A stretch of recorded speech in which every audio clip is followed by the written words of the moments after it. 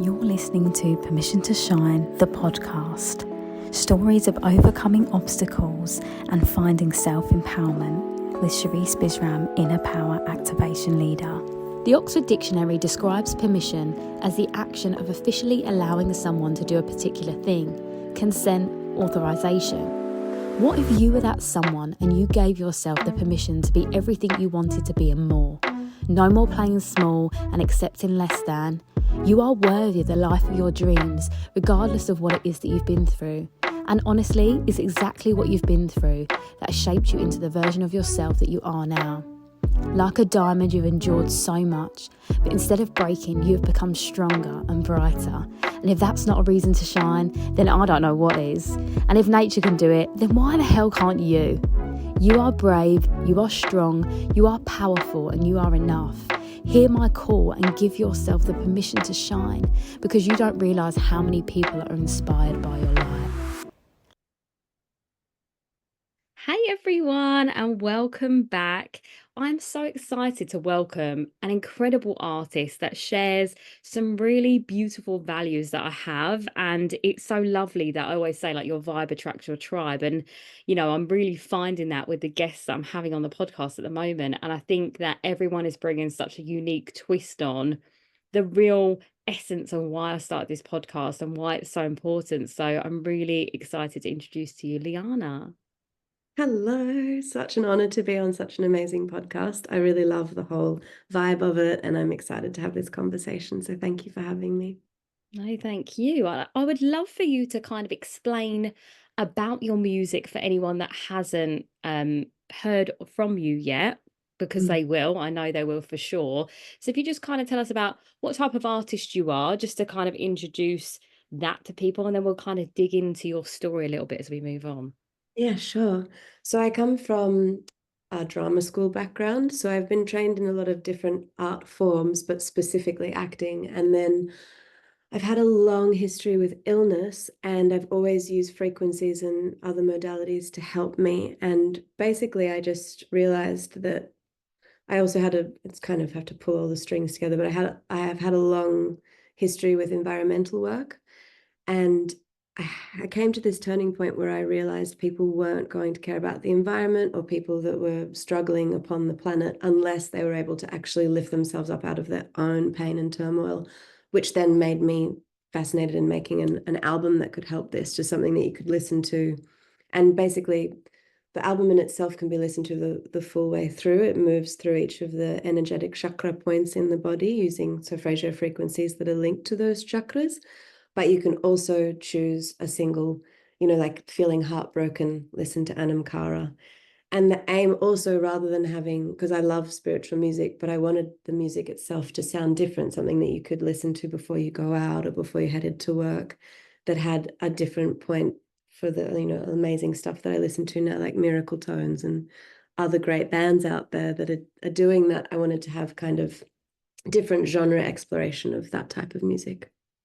Yes, I love it. And I'm really looking forward to listening to your album, because I find I know I talk to a lot of my listeners about rituals, and one of my rituals on a Sunday is to have a bath. Now, I shower every day, by the way. I'm not saying I don't bath until Sunday, but I like to yeah, just put some sound frequencies on and put it against the bath. So the bath picks up the frequency of the music that I'm playing. So like the healing energy or whatever it is that I want to amplify.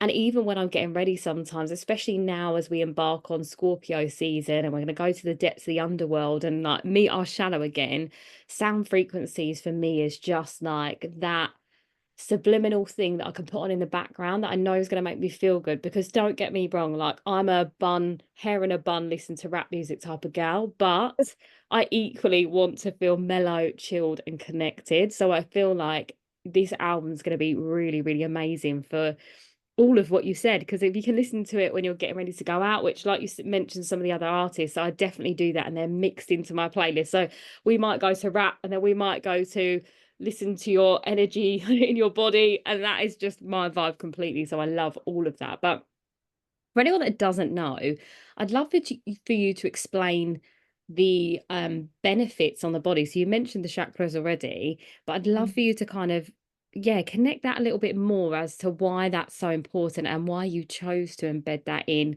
Maybe let's go through your story, however you'd love to lace that in. Yeah, sure. Basically, it's interesting because this is a point where you get separate viewpoints on the impact of sophrasia frequencies. It has a little bit of that similar energetic to the placebo effect, where they've been able to study what they do, and in a lot of the studies, they find that it relaxes you and it puts you into basically a state that allows for deeper healing. But a lot of the scientific studies don't want to say it causes that healing. In my view, because like I've been meditating since I was a teenager, many decades ago. And that was known as like absolute poppycock at the point that that was happening. And then they started to do more and more tests and find different ways to test, and then found that all these areas of the brain were activated. And I think it's going to be a similar thing for sophrasia frequencies. They have been around since the 16th century. They were only linked in modern times recently to chakra points, but obviously that Vedic modality and system has been around for thousands of years. And I trust Ayurveda and the Vedic texts a lot, in my own experience, have helped me. So it's one of those things that you get very deferring opinions on. I think that the reason I got into it was that I'd had so much help from sophrasia frequencies, and I found that if I listened to them in a state of anxiety, if I listened to them, if I was really sad, any of those things, they'd often allow me to open up and release what was trapped rather than pushing it down, which I had done for many, many years. Just keep going on, keep trucking on, as so many of us have been taught to do. And so when I look at the scientific results of it, a lot of it is talking about causing these states that allow for deeper healing. I also think on an esoteric level, it opens up and allows us to work through things like karma or blockages and things that are obstacles even from our own thinking mind. So basically, it's funny that you said ritual before, because I wanted the album itself to be like a ritual where you could drop in from the start, and because they're moving from the lower section of the body upwards, a lot of the lower section is to do with physicality, release it through dance. I mean, the benefits of releasing physically. And so what I wanted it to do was that you would start the album, the first few songs encourage you to move anything that's trapped in your body. And as the album continues, you then can move into a state after dancing of relaxation, like you would in a yoga class. Um, and so that was basically what I wanted it to be, was that you would also be able to make it an intentional ceremony. So you can set this, the record that's coming out later has instructions of how to make it a ritual. And it's all about intention, like it doesn't have to be that you move every item of furniture in your room to accommodate, but it's like nesting in some pillows, lighting a candle, and just putting an intention to what you want to achieve in that. For me, intention's the answer to everything. I think it's just the most beautiful way to connect with where you want to go in life. Absolutely. And every when you were speaking, there was so many downloads coming through. I was like, oh my gosh, I need to say everything, but I wanted you to get to your piece there. And I absolutely agree with everything you said. And it's really funny because I was recently on a retreat in Malibu, and Mm. I went down to Venice Beach the last day and I was on my own, and I ended up getting into an argument with a man at a bar because he was saying that spirituality has no scientific evidence. And I said, that's in the evidence you've seen. I was like, in the research that I've done and that I do, I can see the fact that spirituality interconnects, and it's actually been here since the beginning of time. Like you mentioned, the Ayurvedics, there's so much that connects to all of this. And I think that we are ignorant to think that it's not interconnected. And Yeah. yeah, it's just so powerful, even down to yeah, there's certain music activates parts in the brain. And when you were mentioning about starting from the root chakra, I don't know if your intention was that that's like the feminine energy space of the kundalini rising. And Mm. we were speaking a lot about that at the event I was speaking at the weekend, about how the masculine energy is telling us to connect from the top chakra down, but the feminine energy is telling us to connect from the bottom up. And I think the way Mm. that you've done the album subconsciously, maybe that was, a subconscious intention that was there, that the divine feminine activation was. Oh, sure. I mean, Mm, you've made sense of it for me in a way, because I was like, why am I doing from the bottom up? I've always been taught the other way. And it just felt right. So now you've made me feel really happy about that, that it's Oh, actually good. because we are in the era of the feminine too, you know, like we've Mm, entered into this age of an awakening of femininity within everything. And, you know, regardless of gender, I think it's this permission to be in a feminine state, permission to slow down. A lot of, I run a production company too, and basically meeting the demands of modern business plus what the body and the soul ask for. Because I do think you can tell how something's been created. Like when I watch something, I know if it's been an easy task to make it or a difficult task. mm, Marrying those two to have correct balance is such a fun dance because I want to look at a more feminine way of doing business. I don't want to lose masculinity. I have a very strong masculine side. I love good men. All those things are great, but I just have such an interest in what it looks like when we just start to do things from that different perspective. And that actually mm, reminded me of something you were talking about when you were saying you had that argument with that man. Whenever, because you know, like people will have a go at me for having woo-woo beliefs. And I have this like great feeling of longing in my heart of like, oh, I wish you could feel how alive the world can be when you're mm. actually in this state of believing in, you know, like animate objects, like trees being things that you can speak to. And it just completely shifts the way that I want to live my life as well. I suddenly see myself as custodian of this Eden that's before me. And I'm not going to lie, it's samsara we're in as well. In the Buddhist texts, we're meant to have the negative alongside the positive so we Mhm. can have duality and understand it. But when I'm in that state of spirituality, I just look out at the world and I'm just like, wow, it's all so magical. Like I cannot believe, and it's all free. All the best stuff is magical and free. And I think, Absolutely. yeah, we're really awakening back to that. And when I hear people speak like that, it's almost like it makes me think of the spectrum with which we see color through our eyes, right? We've got rods and cones, they see color and then are able to also see in the dark. But there's so much of that spectrum that we can't see with the tools we have. And that's all I think it is. I'm just like, oh, your tools just need to be turned up a little bit so you can see that. Because it's still a belief in something. You know, people that believe only in science, for me, that's another form of religious fanaticism. Oh, I don't believe in anything. That's another form of still believing and choosing to have something that defines you enough that you need to argue that other people are wrong. Like, and I think Yeah. it's the biggest thing with the whole journey too is like my favorite is we don't know shit. Like, I don't know what's going on, really. He doesn't know, you don't know. And it's such a beautiful equalizer that we're all just sitting here trying to figure it out too. Yeah, absolutely. And I love everything you said there because that's exactly how I feel about it. And I feel like I'd say it was an argument, it was much more of a debate. And I was really at peace with the fact that I don't need to convince anyone. Yeah. I'm like, cool, that's your belief. If you want to believe that, that's fine. I'm telling you my belief has shown me this. And I Mm. believe we're both right. And he wasn't willing to accept that. And I was like, Yeah. okay, that's for me when the conversation's over because I have such a mutual respect and empathy for humanity as a whole. Even, things that I don't agree with, I can see why people believe that way on all of the things. So when I meet people that don't have that equal understanding, that's just not the conversations I want to get involved in. So yeah, and it's all just so important.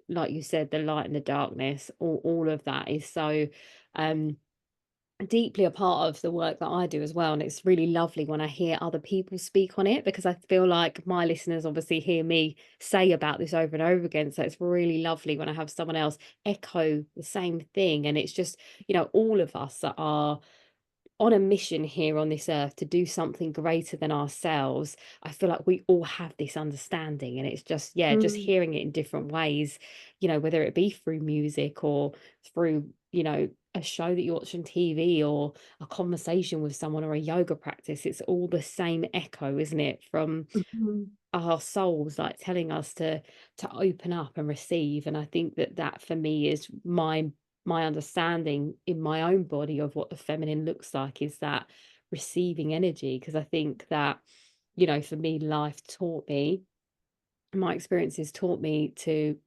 armor up, be in survival mode, push through. So it was only when I got to that point where I was broken open and I had to look, my soul got through the gaps basically in that moment. And I was able to go through that deep spiritual awakening. And I realized that I'd been making it hard for myself because I'd been observing the way the world was, thinking that I needed to be like that. And since I've opened up and changed my perspective, I'm now seeing beauty in everything all the time, like you mentioned. And I think that, gosh, we're so more powerful than we realize. And that's really what this podcast is about, is Mm, people awakening to see their true power through yes. all of this.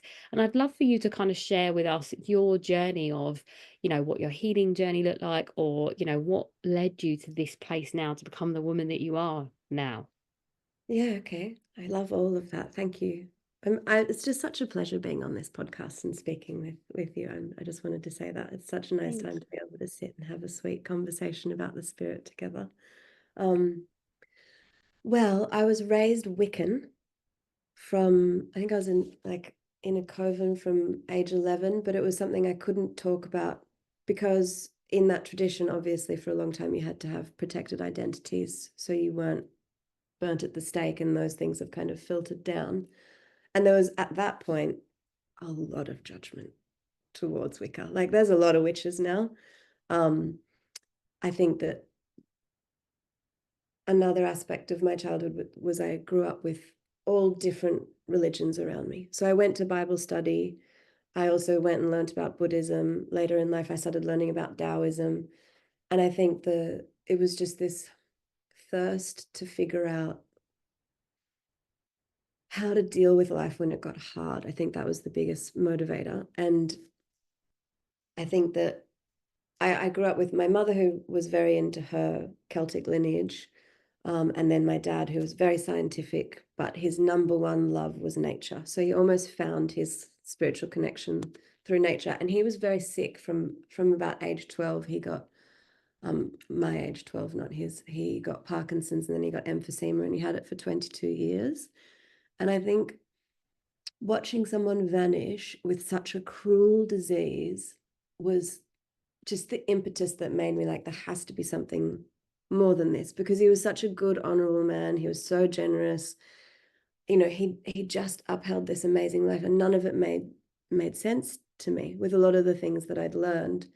And then the more that I dove into spirituality, the more I was able, he was unable to speak so easily by the end of it, but I was able to go and speak to him in meditation. And I could come back and he would acknowledge what we'd spoken about in shorter words. And so there was just suddenly so much evidence mounting in my life. I was quite rejecting originally of spirituality because my mum was there being like, come and worship the moon. And I was like, that's not cool. I'm going to go to Supre and get some lip gloss. Like that's where I was. But each time something difficult happened, it would be the thing I returned to. And then by the time I got into my 20s, I just realized it was so part of who I was, that there was this desire to explore this realm that I couldn't necessarily perceive with my eyes, but felt so powerfully. And it's always helped me. I've sat with a lot of people who are dying or about to die. And it's in those moments that I find spirituality is such a healer. And our views around death in Western society are so whacked out of where they should be. There's so much fear. There's fear of aging, fear of death, fear of anything negative. When I actually believe that in those moments we can find the most healing if we face it.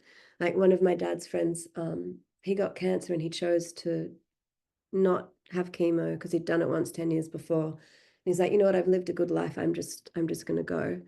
And so he had a living wake, which was one of the most beautiful things I've experienced.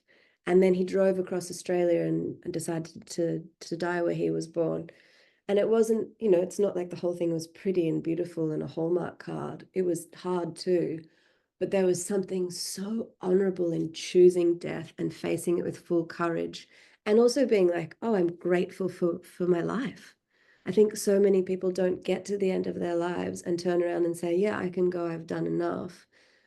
And I believe that that also is because they haven't gone for the things they want, because they fear some form of death, death of the ego, death of like a relationship, anything like that, the amount of people that hold back, holding on to stasis of something that might be ready to evolve, is often the thing that I think people regret at the end of their life when they turn around and go, I wish I'd done those things. And so I would love to see what we looked like as a society if we alleviated that fear of death. Because I've had a lot of near death moments. I've got like a genetic illness, and it caused me a lot of difficulty through my 20s. It's not as hard now. But definitely being like in a hospital and having, like alerts around it, being able to hold on to faith because I'd built that faith in myself, was so often the thing that made the point of difference, that allowed me to get through something that sometimes I'd be told you need to be on medication or you need to have this operation. I'd be like, no, I don't. I'm just going to go and figure this out with food and meditation and ancient herbs that have worked for me before. And then I would end up being cured, and the doctors would be really amazed by it. And I just think there's so much, like I was saying before, with the placebo effect, with the power of our mind that is being discovered currently. And I think it's just the next 10 years are going to be incredible with how much we realize our potentiality of our brain is, really, if Yeah. you want to call it brain or whatever you want to say, heart, spirit. No, thank you so much for sharing all of that. And I feel like we have a common thread in our lives, and that is death. Like I experienced a lot of death between the ages of 12 and 17. I had 11 members of my family pass away just for various different things.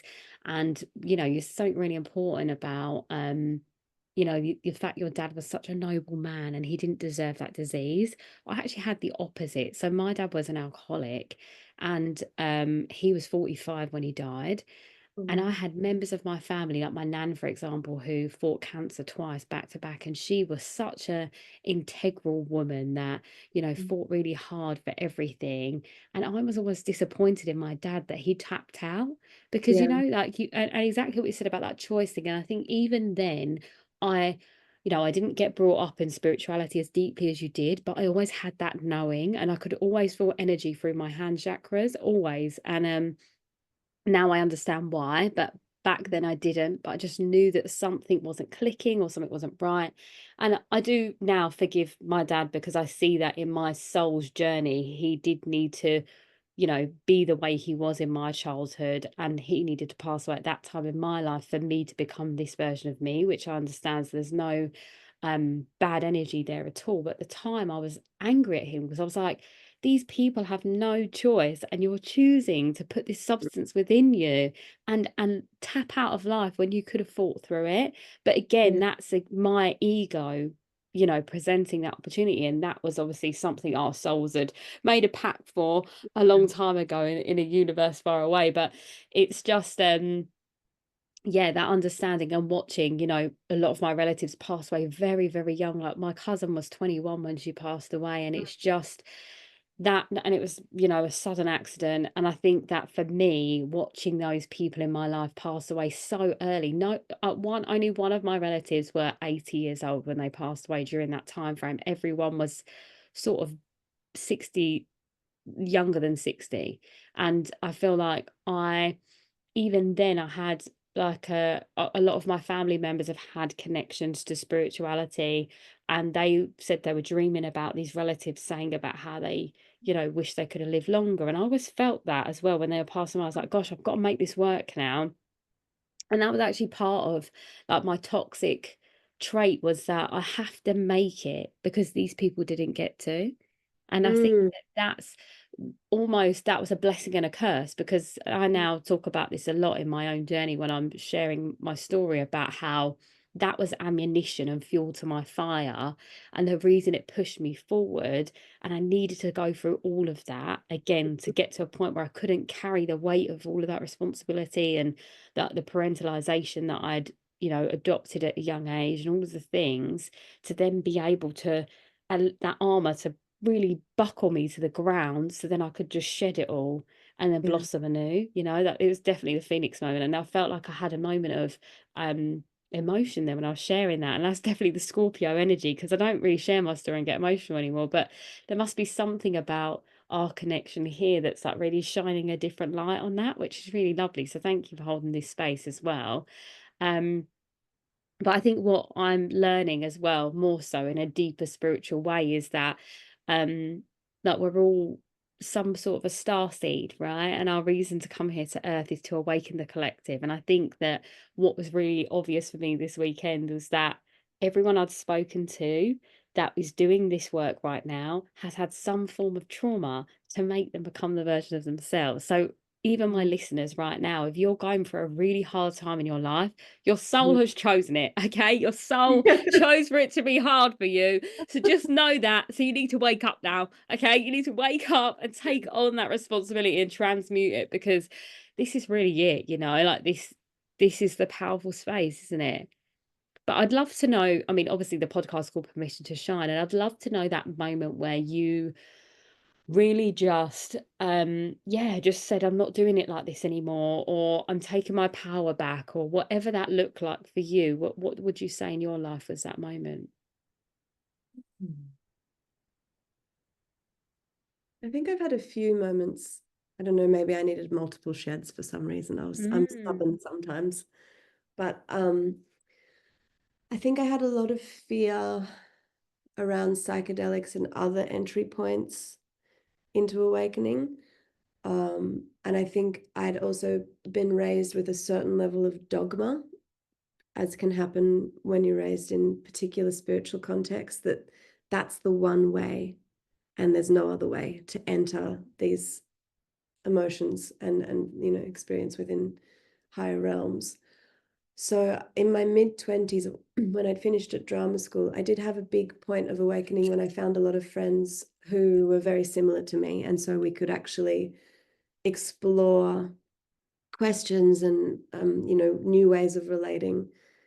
And that also included dabbling in psychedelics, starting meditation, all those things. That was definitely a big point of opening for me, where I'd always been spiritual, but I'd kind of had this,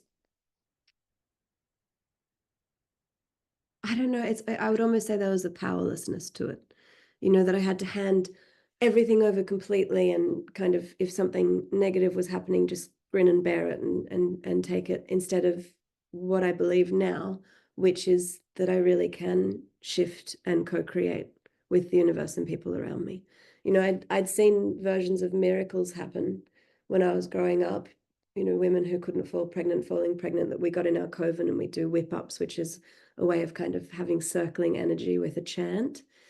And we had incredible things occur from that, but there'd always been this, it was almost like I wasn't fully present in that experience or in my body. And I think that a shift that's happened now is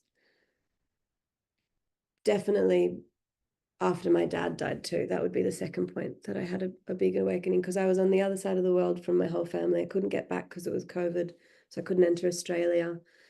I'd just broken up with my partner of 6 years a week before our wedding, just to make things really dramatic. And then I had all these like intense medical diagnoses, and I was living alone, running a small farm by myself. And, I think I'd always had a different view of how my dad would leave. And so him dying without me there, I was on the phone and I spent 4 hours singing to him and telling him stories while he died. So I got to be there for his final breath because of technology. But it wasn't the way that I had wanted it to be. And I was really caught up on that. And there was just this one moment when I was outside in the rain. It was like around this time of year, a bit colder. And I was trying to ground an electrical pole for a chicken fence, and I got really badly electrocuted. And I just started laughing, because it was just like, I couldn't, there was just nothing else, it was just like, what else? What else? It was almost comical. I felt like I was kind of like yelling up at the sky. I would have looked so insane to my neighbors, but I just cracked. Like that was it. And it was just this moment where like I was on my knees, I laughed, and then I was crying. And then I just realized no one was coming to save me. Like, my dad was gone. I'd have to refather myself. My mother was in grief. Everyone I knew was on the other side of the world. I couldn't even call people. And it was just this thing of like, you know what?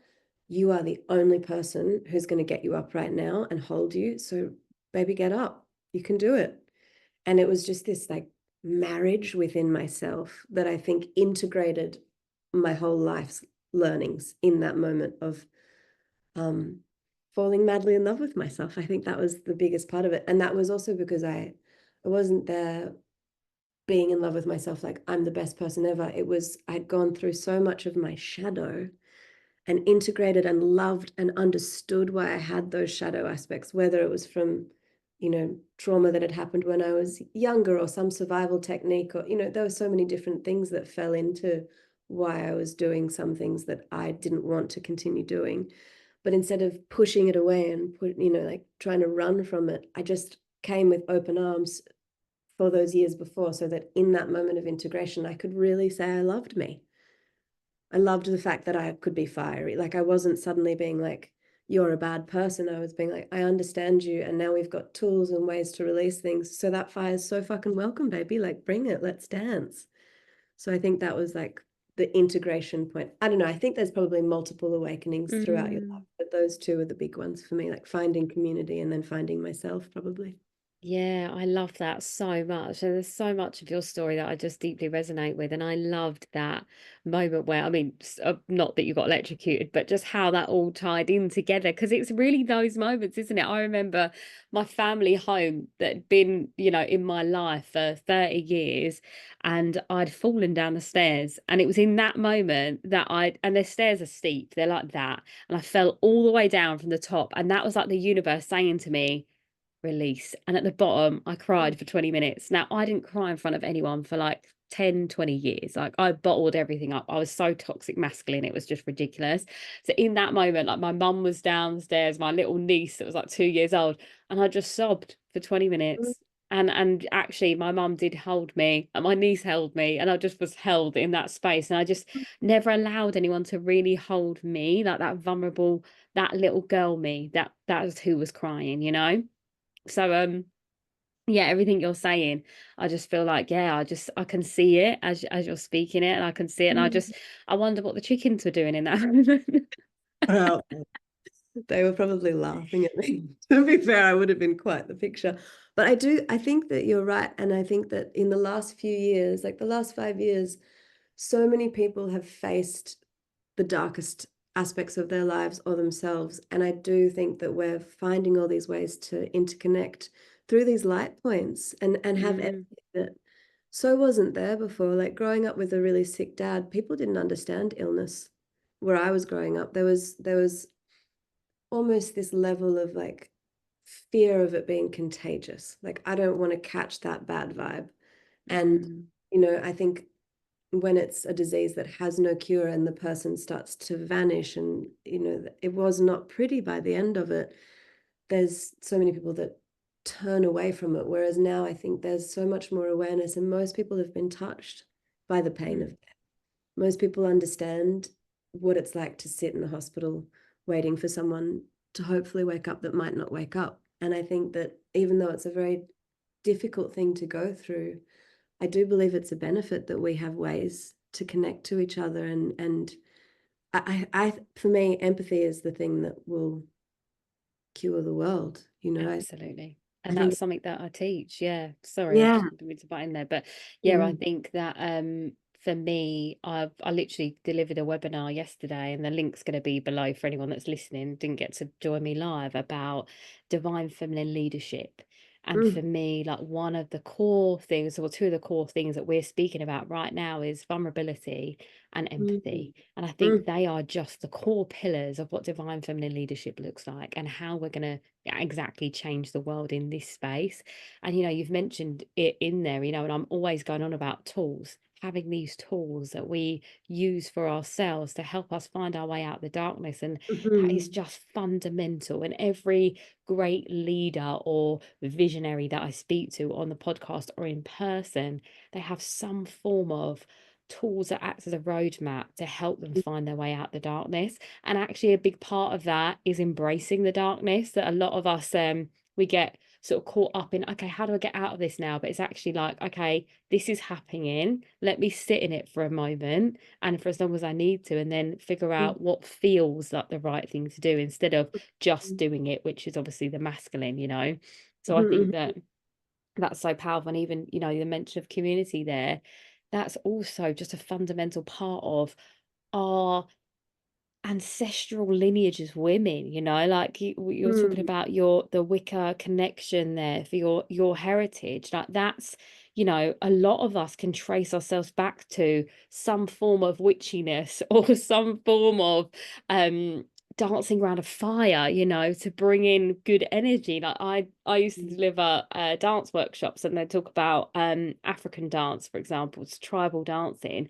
I explain that to them there. I'm like, this is part of our innate being as humans, you know, let alone women alone. But I think that, you know, we're really going back through this shift of these practices that had been lost over time are now resurrecting, I guess, again. And we're starting to tap back into them. It's why there's been a surge in yoga and wellness and cacao mm, ceremonies. And, you know, all of these beautiful practices are now coming back up to the surface. And I think that I just wanted to highlight that because, yeah, that's something again that I'm speaking about all the time. And it's just really important to reinforce that for people that listen that are still in that state of being lost. I think that these are ways that we've allowed ourselves to be found, right? It's just all of these. exactly. Sorry, I didn't mean to interrupt. Yeah, no, no, no. I was done. I was finished. I was going to pass back over to you anyway. So I would love to know, well, one, I'd love for you to explain about the Wicca in a little bit more detail because I'd not actually heard of that particular coven. So it's only when you said it was a coven that I was like, ah, okay, this is really interesting. So I'd love to know just a little bit more. And also, I'd like to know what your signs are because I'm getting some energy come through, but I don't want to say it yet, and I want to see what it is for you, like what it actually is, because I'm really good at this, but I want to know what your signs are. Oh, I'd love to know your signs as well. So the Wicca, basically, a lot of the actual Celtic practices were lost because the Romans came, and that was, a tribal society that were very oral. All the stories were kept orally. The Druids were the ones who made a lot of decisions, and they were practically wiped out. Like St. Patrick came over and chased all the serpents, which were actually the Druids. So a lot of that about St. Patrick's Day is about going and destroying Druids and the wisdom that they were holding. And I think that what happened was a man called Gardner and another one called Crowley, who I'm not as into. There's different ways to look at Wicca. I love Starhawk's perceptions. She's an amazing woman. Um, and then I also love Joseph Gardner, who is all about like practicing alone. And basically, it's just a nature-based practice. There are different takes on it, like the Crowley take and things like that, where it starts to get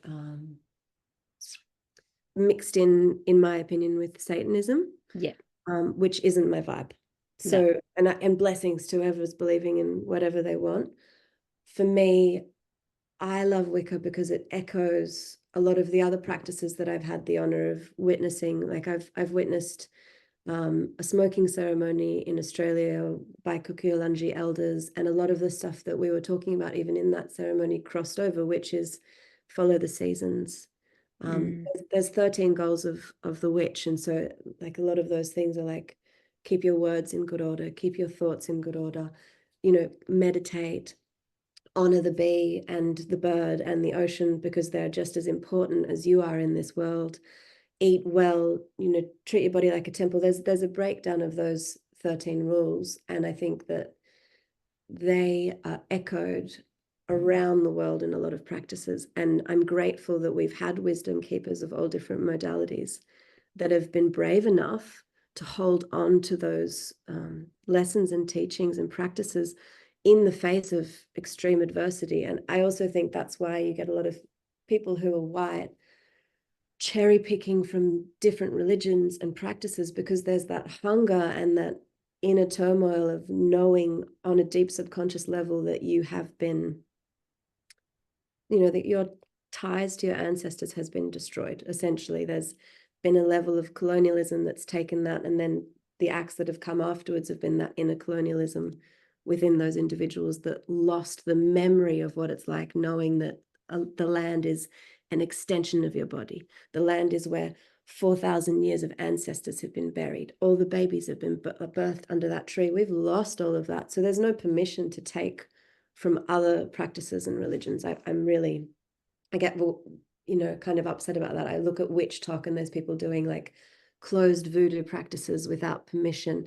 That's something I would never do. And in a lot of these modalities, you have people who read a couple of memes online and then they're like, cool, I know all about it. When really that would have been something that you were initiated as a child, those practices were taught, and you would not be stepping into those roles until you're past your crone years, like after menopause. You know, there'd be Mm, roles that you could play, but to be in that position, you would need to have so much life experience under your belt so that you're actually able to show up and answer those things. I think that there are also all different people that can take and lead people from all different ages. It's just something that I have noticed that people go and do one short course or dip a toe in, and then they're there saying, I know everything and I'm the person that you need to come to. Like, even though I work with chakras, I would never teach people about them.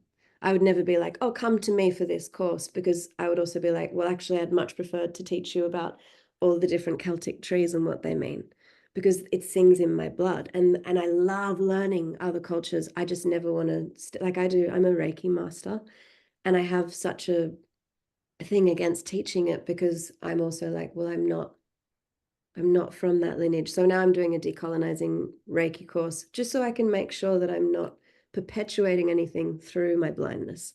And I think having no ego in that and seeing it as, an exciting thing of, oh, I get to deepen my knowledge and wisdom in this. That's so sexy. Like, when people ask me questions, I don't have to be like, oh, I don't know. I can be like, actually, that was in this specific period because of this.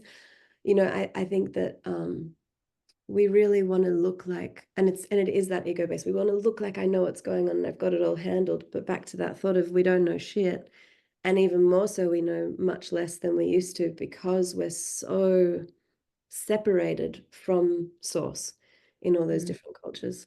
So yeah, I think that's just something that I love about Wicca, is that it has been recently reformulated, like in the 60s, but it does connect me as much as it can to practices that were the majority of my ancestors. Like, I'm a mongrel, I've got a bit of everywhere. And this year I've been going back to a lot of the lands that my bloodline come from, just to go and sit in those lands and kind of Yeah. said.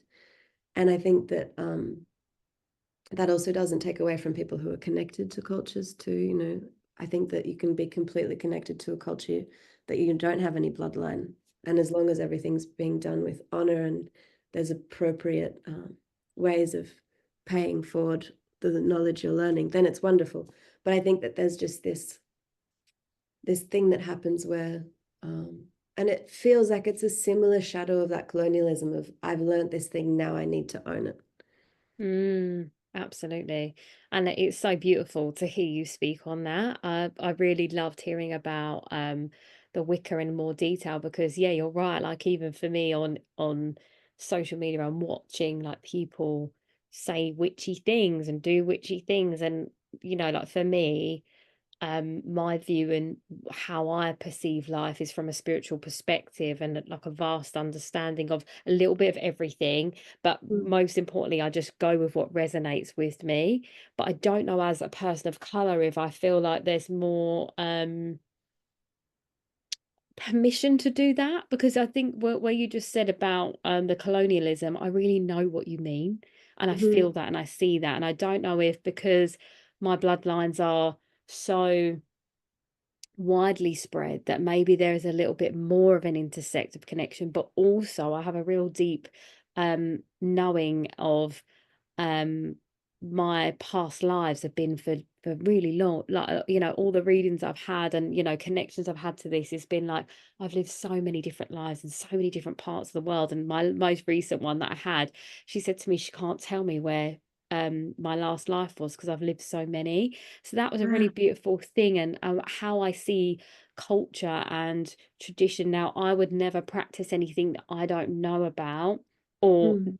and I keep saying no, but I want you to know that I don't mean no. I mean have an idea about, because like you said, we don't know anything. It's just what feels right, like and Yeah. that's for me where I go now is like, okay, if that feels right, like for me to burn a bay leaf for a manifestation, sometimes that feels right to do, but I know that that does come from the witch tradition. So, for me, I always pay respect to whatever it is, whatever practice I'm doing. And every time I arrive somewhere, in any part of the world or land, I always say thank you for allowing me to be here. Like that's just something I always do. As soon as the plane touches the ground, I'm like, thank you for allowing me to welcome me into your space. Like always, that's just something I always do because I'm very aware of that. Mm. Even as a person of color, that I want to ask for permission to be in this space. And I know that this is super spiritual. We've really gone round here, but I just think that it's so important, and I love that you bring all of that up because I just think that yeah, that colonialism and actually like fragmenting like English heritage, Mm. that actually is a big part of it. And I feel like you just really hit a nail on the head there, and it makes so much sense. And I loved your connection to and how you explained the connection to the Celtics and the Druids and stuff. You're so knowledgeable on that, and it's really lovely to be a part of. And I just wonder, do you know what your human design is? I'm a Manny Gen. Yeah, I thought so. Do you know what your number is? Um, 2 4. I'm a hermit, and then I'm also the marketplace, just for Oh, fun. okay, because I'm an investigator and a leader. I think I can't remember what the actual Oh, terms amazing. are, but I have this quest for knowledge that I feel like you have, and Yeah. it's yeah, it's really nice to be in that space with people because I feel like we just go into like this vortex of like, tell me more about that thing. I want to know everything that you know about it, and it's just really nice. So yeah, I've really enjoyed this conversation, and yeah, tell me what your signs are, your sun, moon, and rising. Oh, yeah. So well, in Western astrology, I'm a Taurus with a Saggy moon and Aries rising.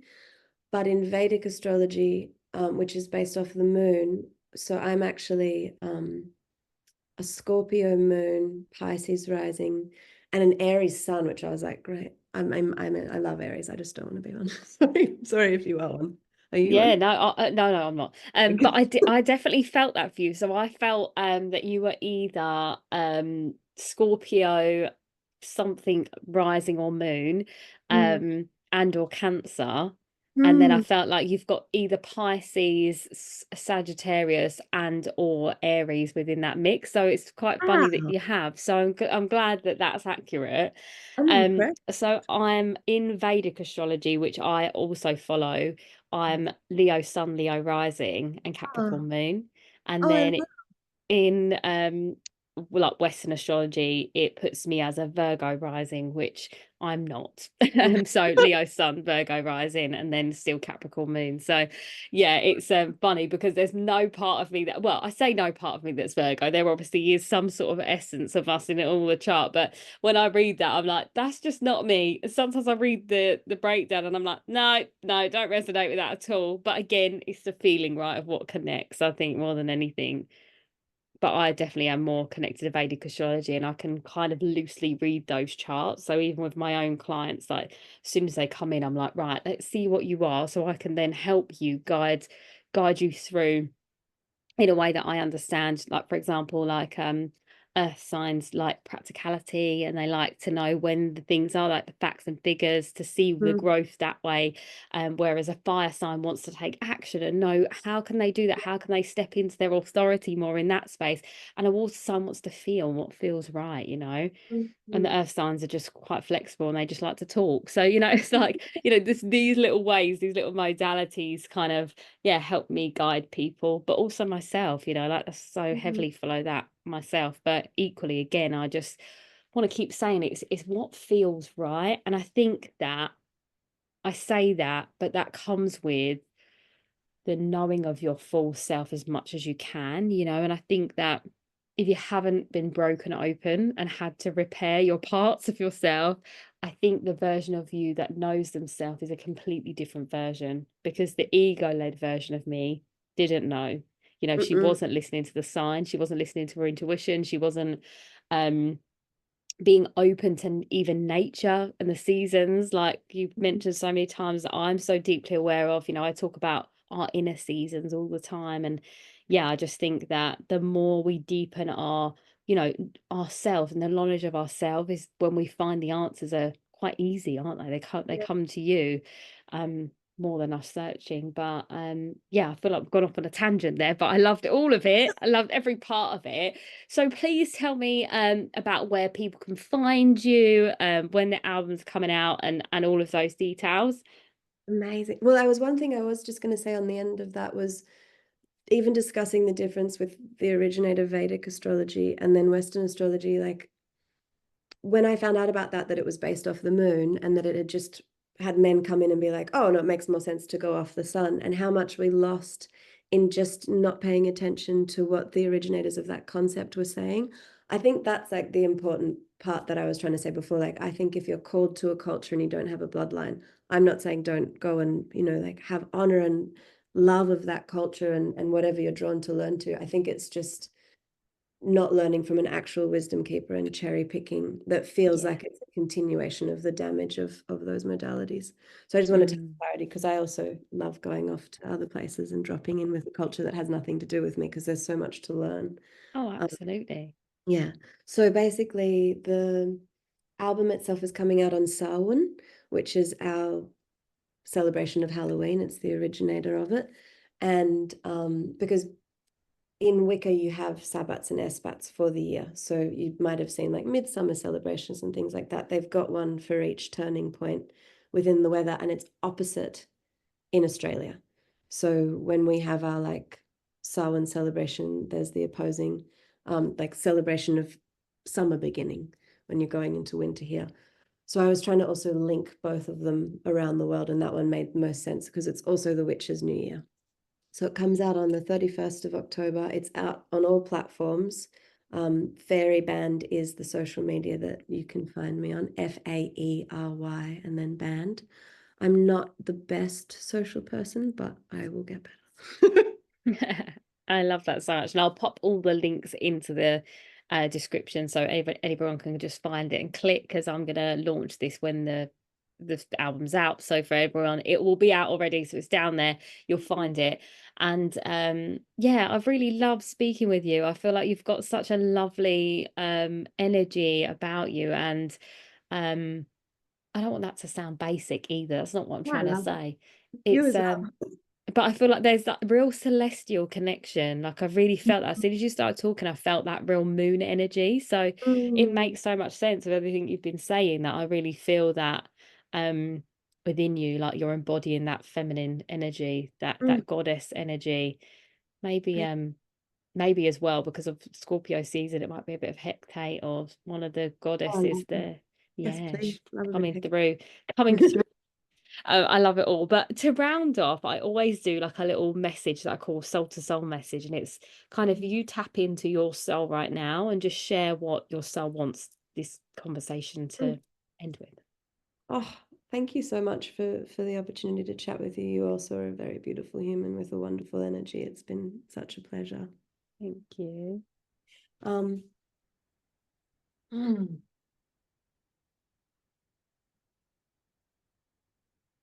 I think that we're in this time where we're all being given permission, as you're saying, to shine. We're all being given permission to find that special thing that we're sharing. And I think something that's really important in that is that one, we all have an artist inside of us. We all have a very important story to tell. And I think that we have to stop looking at what the outcome of telling those stories is as wanting to get, like numbers and how many likes and did it go viral, and returning to did it help one person? Did that person who was maybe going to end their life hear the thing you were talking about? Did they see your art? Did it enlighten them? Did it make them realize they have more to live for?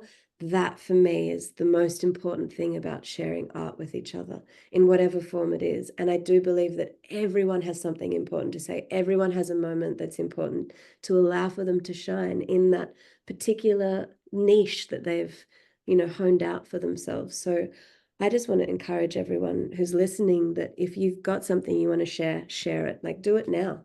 There's no reason to hold back. We get so caught in perfectionism and procrastination when really you might have something that could be said in whatever form you're ready to say it that could help a multitude or just one person. And I really think that's why we're all here now figuring it out together.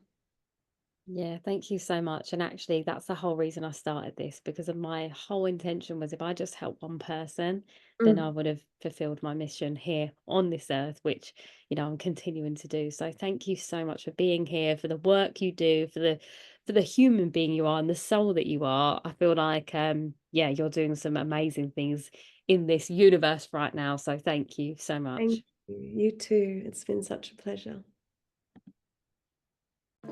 If this episode resonated with you, please do like, follow, and share with someone that you know would benefit.